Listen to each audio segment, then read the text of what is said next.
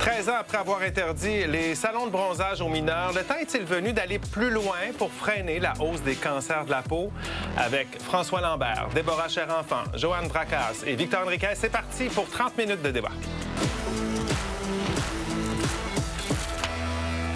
Avec l'arrivée du printemps vient en principe celle du beau temps. On l'attend, je sais. Il va y avoir un peu de soleil prochainement, je vous le garantis. Un moment qu'on attend pour renouer avec la lumière, le soleil, et pour certains, prendre un peu de couleur. Parce que les années passent, mais la mode, elle, ne change pas vraiment. Hein. Le bronzage, c'est toujours assez populaire. Les parents de plusieurs ados vous le confirmeront. Avoir des marques de bronzage, c'est in. Mais avec la multiplication des cas de cancer de la peau, il y a de plus en plus de voix qui appellent à la vigilance et réclament des changements. Un bronzage sain, ça n'existe pas. Non. C'est comme une cigarette sécuritaire. Il n'y en a pas. Méfiez-vous des rayons de soleil. C'est le message que souhaite transmettre l'ex-chef d'antenne Sophie Thibault et l'entrepreneur Marie-Ève Richard-Touga dans le documentaire La face cachée du soleil. Les deux femmes ont toutes les deux reçu un diagnostic de cancer de la peau. J'ai dû faire des traitements qui sont quand même assez invasifs. C'était problématique parce que je fais de la télé. C'est à 24 ans que j'ai eu le premier diagnostic de mélanome, du cancer de la peau. Aujourd'hui, j'ai 43 ans. Le mélanome s'est métastasé puis a atteint mes poumons. Au cours des 20 dernières années, les cas de cancer de la peau ont augmenté de 262 % au pays. Elle déplore le manque de prévention effectuée au Québec pour sensibiliser les gens au danger de l'exposition au soleil et aux cabines de bronzage. Moi, le cancer de la peau, il découle pas mal du fait que j'ai fréquenté les cabines de bronzage. J'avais un abonnement. J'y allais régulièrement chaque semaine. C'est des brûlures répétées sur ma peau. Très en vogue dans les années 90 et 2000, les salons de bronzage utilisent des cabines qui émettent des rayons UV, rayons qui ont été décrétés cancérigènes par l'Organisation mondiale de la santé en 2009. Les cabines de bronzage ont 10 à 15 fois plus de UVA que le soleil en plein midi, ce qui est extrême. Les salons de bronzage sont interdits dans certains pays, dont l'Australie et le Brésil. Au Québec, depuis 2013, ils sont interdits aux moins de 18 ans. Pourquoi qu'on s'est arrêté là, j'ai aucune idée. Je pense qu'il faut poursuivre notre démarche. Il en reste encore beaucoup à faire. Alors, notre question ce soir, est-ce que vous êtes pour ou contre interdire les salons de bronzage? Pas juste pour les moins de 18 ans, là, pour tout le monde. Interdire les salons de bronzage au Québec. Qu'est-ce que tu en penses, mon cher François? J'arrive du Sud et je me suis jamais installé sur une... J'ai pris du soleil parce que j'ai marché et j'avais de la crème. Tu t'es pas fait bronzer? Hein? Tu t'es pas fait bronzer? Jamais. Okay. Je comprends pas aujourd'hui. Avec tout ce qu'on connaît aujourd'hui, je ne comprends pas. Donc, effectivement, que je suis pour l'interdiction parce qu'on se magasine pas un beau teint, on se magasine un cancer. Les statistiques sont là. Déborah? Je répète tout ce que François a dit, sauf la partie sur la Martinique. Je n'y suis pas allée. Mais moi, je pense qu'il ne s'agit pas seulement d'interdire ou de restreindre une pratique de beauté individuelle, inoffensive. Là, on parle vraiment de danger de santé publique. On ne va pas répéter sur les risques de cancer. On l'a vu dans l'introduction. François vient de le rappeler. Mais je pense qu'avec tout ce qu'on sait, l'OMS international condamne le bronzage artificiel. Le Canada aussi et le Québec, comme tu l'as dit si bien, interdit pour les mineurs. Donc là, il y a clairement un risque dangereux. Et là, donc, bien évidemment, il n'y a rien d'autre à faire que d'être pour une interdiction.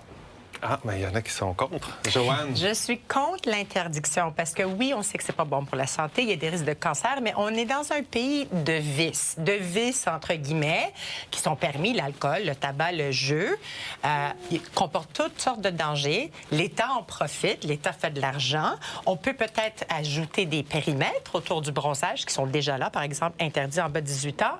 Mais l'interdire, pourquoi pas interdire le tabac? Alors, il faudrait tout interdire ce que tu viens de nommer si on fait ça. Le monde, il se boit Ah! On n'est pas là, on n'est pas rendu là! Hey, on va pas faire bifurquer, là. François a changé. François est à la tête du gouvernement maintenant. Oh. Mais non, on ne veut... Moi, je suis contre les interdictions en général parce que je pense que, justement, ça empêche tout l'aspect éducation. Qu'on soit dans un salon de bronzage ou qu'on décide de s'exposer au soleil 2-3 heures toutes les fins de semaine ou qu'on parte dans le sud se surexposer et pleumer au retour, c'est la relation avec le soleil qu'on doit redéfinir. Intéressant. Le clan du pour d'un côté, du contre de l'autre. Hein? Elle veut des explications. Ça, on va aller voir avec des yeux d'explicatifs. On va aller voir. Notre question est en ligne depuis 17 heures. Ça ressemble à ça. On commence ça comme ça. Alors, 61 % des internautes qui ont répondu à la question sont pour interdire les salons de bronzage, alors que 39 % sont contre. Regardez ça, retenez ça, parce que ça s'efface. Puis on recommence le décompte à partir de maintenant. On verra si ça va bouger. Alors, quand vous êtes prêts, vous balayez le code QR qui apparaît ou vous allez sur nouveau.info et vous commentez par la suite par courriel sur X ou sur Blue Sky. Dites-nous au passage également quel débatteur a les meilleurs arguments ce soir. Je vous rappelle, vous avez accès à vos interrupteurs. Ne vous gênez pas pour vous en servir. D'abord, honnêteté autour de la table, comme je vous le demande souvent. Toujours, en fait. Avez-vous... qui a déjà utilisé des cabines de bronzage ici? Récemment? Il y a quelques... Oui. Est-ce qu'il y a quelques heures? Non, en réalité, je t'avais dit que j'irais aujourd'hui juste en principe. J'ai pas eu le temps d'y aller aujourd'hui.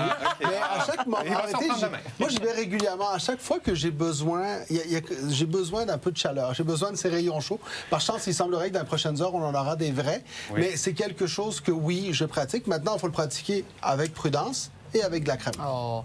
Toi, tu as déjà fait ça dans le passé? Beaucoup. Je disais jusqu'en 2004 à peu près. Je sais, il me semble que c'est une des dernières fois là, que j'ai dit, mais ça n'a pas de bon sens. Oui. Ça n'a pas de bon sens. Puis moi, là, je considère que la vie est une question de statistiques. Oui. Donc, à un moment donné, on le sait que on a l'information. On peut avoir... À l'époque, on n'avait pas l'information. Oui, mais là, on l'a. Là, on parle d'aujourd'hui.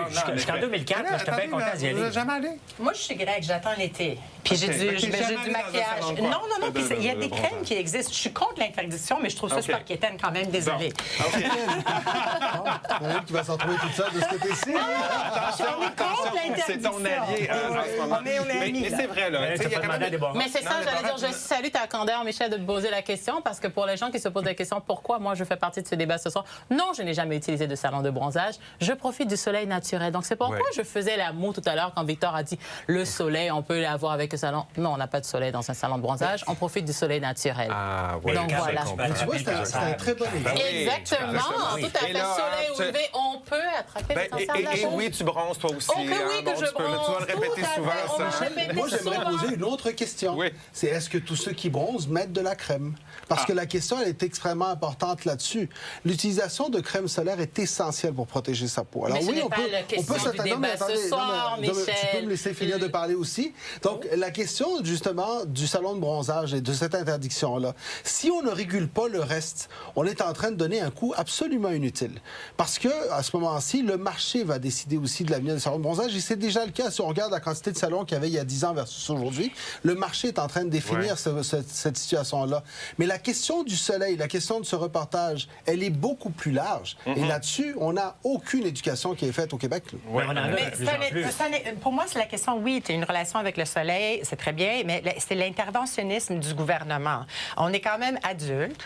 On est majeur et vacciné. On est capable de prendre des décisions par nous-mêmes. On peut... Oui, vacciné. On met un avertissement sur un paquet de cigarettes. On met un avertissement... On sait, on connaît tous les dangers de l'alcool. Il y a la SAQ. Allô, il y a l'Auto-Québec. Les gens... Je pense que le gouvernement n'a pas encore mis des restrictions, sauf le 18 ans, parce qu'on part... Ça, tu es d'accord avec... oui, mettez des restrictions. En bas de 18 ans, c'est correct. Vous pouvez faire payer des taxes en plus. Pourquoi pas? Mais de l'interdire au complet, on est quand même adulte. On peut prendre des décisions. Sauf qu'on ne signe pas une décharge pour dire si j'attrape le cancer, si je me mets à risque d'attraper le cancer, je vais payer pour mes frais. Exactement ce que j'allais dire. Non, mais à un moment donné, le vin aussi, on voit que le gouvernement ne fait pas mal moins de publicité, puis tant mieux, la plupart des gens... Le gouvernement fait beaucoup d'argent avec le vin, beaucoup d'argent avec le jeu. On a eu des débats là-dessus. Oui, c'est ça. Mais on ne les a pas interdits. On ne les a pas interdits. Non, mais je pense que l'éducation sur l'alcool, elle est là en ce moment. La plupart des gens... Je fais partie de ceux qui ont coupé l'alcool de beaucoup. Je continue à en prendre. Je vous ramène sur le cancer de la peau. Reste que depuis une vingtaine d'années, puis on le disait en introduction, ça a plus que triplé là, le nombre de cancers de la peau. Il y a une partie, bien sûr, c'est exposition au soleil naturel, pas protégé. Il y a une partie également qui vient des salons de bronzage. Et d'ailleurs, les gens qui fréquentent les salons de bronzage ont plus de risques, là. Bien, sans tomber dans les chiffres, parce qu'il y a tellement de chiffres, mais oui, les chiffres sont je pense que c'est une question de 230 de plus de risque d'avoir le cancer. Moi, j'étais un cultivateur. J'étais élevé sur une ferme. Des coups de soleil, là, on en avait 8 par jour. Moi, honnêtement, là, je fais partie de ceux qui, aujourd'hui, à 58 ans, je suis inquiet. Chaque fois que je vais voir le dermatologue, j'ai tout le temps peur de me faire dire... Je m'attends un jour à me faire dire que j'ai peut-être un mélanome. Parce que c'est tout le soleil que tu as pris quand tu étais tout le soleil que j'ai abusé. Puis j'ai abusé des salons de bronzage parce que c'était la mode jusqu'à peu près dans les années 2000. Là. Avant de partir dans le sud, je m'excuse, là. Si tu n'allais pas dans un salon de bronzage te faire un fond, là, tu revenais blanc. Mais justement, c'était plus à la mode pendant un bon bout de temps, mais les chiffres restent quand même élevés. Donc le lien n'est pas directement... C'est pas parce que tout le monde s'est garoché sur les salons de bronzage. C'est plus... Désolée, mais c'est plus plus à la mode. C'est pas très... Avec les jeunes, peut-être de plus en plus, c'est devenu à la mode à cause des tan lines. Là, mais les chiffres sont pas directement liés. On sait que c'est pas bon, mais encore une fois, la question ici, c'est l'interdiction.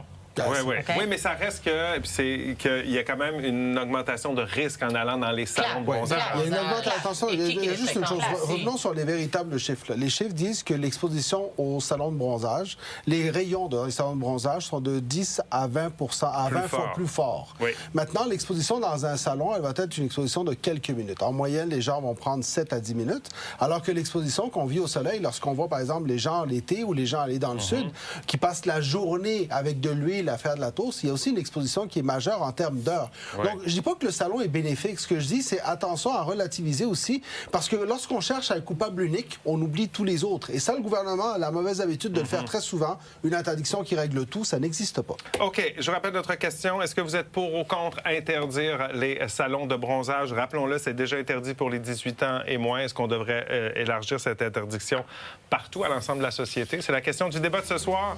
Allez y répondre, commentez, on poursuit ça au retour.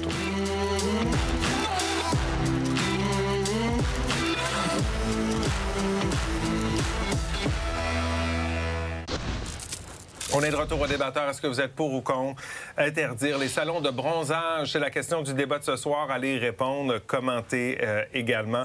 J'avais des chiffres là, sous les yeux. 11 300 cas de mélanome par année au pays en 2024. C'était une hausse de 17 à peu près en un an. Vraiment partout dans le monde. Au Canada, là, donc, 1,5 million de cancers non mélaniques. C'est une autre catégorie. Mais quand même, il y a de plus en plus de cas. Notre relation avec le soleil est assez particulière. Hein? L'importance d'être bronzé, c'est une question de culture, carrément. Question de culture, c'est une question de manque aussi. On manque de soleil d'ici 6 mois par année, donc on se gave les 6 autres mois aussi. Puis moi, ça m'a toujours frappé cette image-là quand on va dans le sud. Parce que quand on va dans le sud, on arrive dans l'avion, tout le monde est blanc, on revient de l'avion, tout le monde est soit très bronzé, soit plumé, soit très rouge. Et là, ce qu'on se rend compte, c'est que les gens voyagent même pour aller chercher le plus de soleil possible. Parce que quand les gens arrivent dans le sud, ils sont très rares ceux qui s'installent à l'ombre, comme toi, François. La majorité s'installe au soleil. C'est énorme. Je reviens dimanche, puis dans l'avion, j'ai pas vu des bronzés, carottés, là, comme autant qu'avant. Puis, tu sais, c'est une question de culture nord-américaine, là, puis Australie, puis un peu partout. Aux Philippines, là, ils achètent des savons à l'acide kojique pour être extrêmement blancs. Oui, en Inde aussi. En Inde aussi, aux Philippines, en Indonésie. Donc, c'est une question ici. Là-bas, ils font attention. Moi, ma blonde, elle a eu le mélasma après avoir accouché, puis des abus de bronzage aussi. Le mélasma, c'est la décoloration de la peau, qui est beaucoup chez les femmes, après que les femmes ont accouché une première fois. Et ça cause 11 des problèmes aux femmes. C'est la pas peau. Dangereux, mais c'est pas dangereux. l'esthétique. C'est l'esthétique. Il y a des crèmes qui existent, mais c'est ta vie après. Donc, ta confiance, ça a un impact sur le psychologique. Exactement. Fait que, il faut faire attention. Il y a plus d'autres problèmes autres que le cancer qui amènent d'autres problèmes aussi, les salons de bronzage. C'est sûr que la relation avec le soleil a changé. On pense aux années 80, le Hawaiian Tropic SPF 2. C'était quasiment de l'huile végétale qu'on mettait sur le corps. La planche d'aluminium. Oui, mais tout ça a changé. Mais il faut aussi comprendre, et je me répète, les gens font des choix. La vie est une série de choix. Après un certain âge, les choix nous rattrapent. On commence à ressembler à nos choix. Mais on a une espèce, on pourrait dire, un choix collectif. C'est-à-dire que ici, quelqu'un de bronzé, un peu bronzé, on dit toujours... t'as l'air en santé. Tu sais, c'est relié vraiment à... une image plus saine, une image plus saine belle. de beauté. Tout à fait. Alors que, justement, on donne l'exemple qu'en Asie, plus t'es blanc, plus t'es beau. Oui. Alors, est-ce qu'il n'y a pas de quoi déconstruire dans notre... non, parce que Déborah puis moi, on va prendre l'avantage. Hein. Faut le peu d'avantages que nous avons. Il n'y a pas de problème. Non, mais on va prendre l'avantage de cette qualité qu'on donne à la peau plus foncée, plus brillante. Mais oui, il faut déconstruire plusieurs choses. Il faut éduquer beaucoup les gens. Et tu le disais, hein, Joanne, c'est une question de choix. Et le choix, à partir du moment où les gens vont faire le bon choix, les salons vont fermer de même aussi. Là. Parce que c'est une question de marché. Exact. Parce qu'à un moment donné, si on interdit tout ce qui est nocif, les boissons gazeuses, les boissons énergisantes, on en parlait régulièrement. Le tabac, c'est un énorme débat et les spécialistes le disent. L'interdiction du tabac serait pire. Ouais. Le jeu, l'alcool en soi, l'alcool a des enjeux de santé. Et par rapport au cancer, il y a de plus en plus de cancers provoqués par tout ça. Donc la question est là. On regarde tout ça et puis on regarde l'implication du gouvernement. Je suis même de ceux qui disent que le gouvernement devrait prescrire l'Ozempic, le GLP-1, parce qu'on a mal éduqué les gens par rapport à la bouffe. Donc, à un moment donné, le gouvernement a une responsabilité de dire le système de santé craque de partout, on n'a plus d'argent, on n'est plus capable de le fournir. Donc, à un moment donné, le gouvernement... sur le tabac fait de l'argent sur le jeu. Il en fait, oui, mais il y a le coût-bénéfice. Il fait peut-être de l'argent, mais on ne va pas chercher combien ça coûte au point de vue du cancer du poumon. Oui, mais les campagnes de sensibilisation sont super importantes. Oui. Et les avertissements sur un paquet de cigarettes, peut-être que si tu rentrais dans un salon de bronzage puis il y avait des affiches partout de gens avec des cancers de peau, je suis d'accord, faites ça. Mais on va avertissez être les gens. honnête, là, ce sont des industries qui n'ont pas assez lobby aussi taxer les salons de bronzage. Les paquets de cigarettes coûtent une fortune maintenant. L'industrie des salons de bronzage. Est-ce que l'industrie des salons de bronzage ont vraiment les sous comme l'industrie du tabac et d'autres pour faire une façon de le faire? Non, en effet, c'est complètement un autre type la plus rentable depuis 100 ans. Donc, ils ont tellement de lobby, il y a tellement d'argent, il y a tellement de fonds qui font de l'argent avec l'industrie du tabac que c'est pratiquement impossible à enlever. Exactement. Mais si on prend la question au sérieux, si on veut vraiment interdire, puis on se dit, OK, peut-être qu'on ne peut pas faire une interdiction, mais on peut... Je sais que c'est pas aussi gros que le tabac, aussi gros que l'alcool, mais on peut mettre des affiches, on peut mettre des avertissements. L'industrie n'est pas pareille, mais c'est peut-être une façon naturelle de réduire. Mais qu'est-ce qu'on recherche? On recherche une réduction, une sensibilisation. Non, mais on cherche à avoir un teint. Quand les salons de bronzage sont sortis, les autobronzants n'existaient pas autant. Oui. Les spray tans n'existaient pas autant. Donc, peut-être que... Il y a des options aujourd'hui. On peut se maquiller, on peut avoir des crèmes autobronzantes. Mais attendez, ce qu'on recherche ici, c'est pas une question de temps, c'est une question de libre industrie. Le débat d'aujourd'hui, c'est sur la libre entreprise. OK, mais toi, non, mais attendez une seconde. Vous parlez de l'industrie du tabac et des lobbies. Quand tu y vas, tu cherches-tu la libre entreprise? Non, moi, je cherche le rayon chaud. Littéralement, moi, puis je suis très sincère là-dessus, je cherche pas la couleur je l'ai. Moi, ce que je recherche, c'est le rayon chaud. Il y a des moments dans l'année... que tu peux t'acheter une lampe non, mais il y a des moments qui ne sera pas dangereux. Il y a des moments dans l'année où est-ce que je sens ce besoin-là. Je le trouve au bronzage. D'ailleurs, il faut savoir aussi que cette même lumière-là est utilisée pour des traitements de certaines maladies de la peau. Oui. Alors, il y a le fait de s'exposer de façon très limitée au soleil à certains bienfaits. Mais je ne veux pas défendre des salons de bronzage. Parlant de maladies de peau, le psoriasis, entre autres. Oui. L'acné, ça peut aider à court terme, mais psoriasis, eczéma, ça peut donner... mais oui, mais tout ce que je veux dire par là, c'est que quand on parle de les lumières infrarouges, qu'ils soient bleues, jaunes ou à NIR, offre ça sans offrir le danger du UV. Il n'y a pas d'UV. Donc, tu as tous les bienfaits sans offrir ça. Alors justement, et encore là, peut-être qu'il y a une industrie pour avoir de la lumière infrarouge dans ces salons-là au lieu de l'avoir l'UV. Comme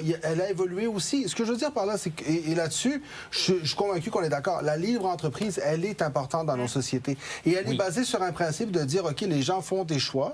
Oui, le gouvernement interdit certains produits, mais ne les interdit pas sur la base de leur nocivité. Parce que si on interdisait sur la base de la nocivité, il y a une tonne de choses qui seraient interdites. Alors, à ce moment-ci, est-ce que maintenant, avant d'aller là, on doit on vient d'établir que c'est financièrement. C'est quand il y a les industries qui sont puissantes financièrement que l'industrie vient se... Mais regarde, Victor... C'est une théorie que vous avez, mais la réalité, dans le tabac, ça se confirme, c'est que plusieurs spécialistes l'indiquent, les méfaits d'une interdiction sont plus grands que les bénéfices. C'est pour ça qu'on doit laisser le gouvernement faire les évaluations nécessaires. Terminé. Rapidement, là, les chambres hyperbares sont interdites au Canada alors qu'ils sont bénéfices, peu importe le degré de bénéficité qu'ils vont avoir, sont interdites depuis 2019 au Canada, mais on permet des salons de bronzage, j'essaie de comprendre, ça n'a pas de sens. J'ai pas dit que c'est l'interdiction. Non, mais je veux dire, il faut avoir une logique dans les interdictions et ce qu'on permet aussi. Martin nous dit il dit, je suis pour l'interdiction, j'ai fréquenté les salons et non seulement il y a des risques de cancer, mais j'ai aussi eu une infection cutanée qui a été difficile à me débarrasser. Ça, c'est un autre problème qui peut arriver dans ce genre d'endroit. Je vous rappelle notre question pour ou contre interdire les salons de bronzage. On s'arrête quelques minutes. Au retour, d'autres commentaires et on verra si l'aiguille a bougé.